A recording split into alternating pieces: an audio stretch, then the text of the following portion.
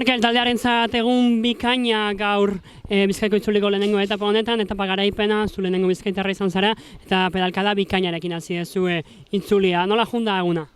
Bueno, hasieratik jakin dugu zirkuito gogorra zela, eta hasieratik eurrien egoten ahalegin du gara, baina bueno, azkenean horre Álvaro ihesaldian sartxi lortu dugu, eta beragaz eurrera egin dugu, eta azkenean egun borobile Álvarok garaipena lortu dugu, eta lider mendiko saria eta erregularitatea lortu dugu, eta nik Bizkaiko maiota lortu dut, baina ondo, posik. Sentsazioekin lehenengo pedalka hauetan? Bueno, azkenengo portu oso horrain da, baina azkenean jaitxieran taldien sartxi ostabe lortu dut. Azkenean bigarren taldien heldu gara, eta konforme betzen gara gaur lortutakoaz. Orain asko defendatzea akazue?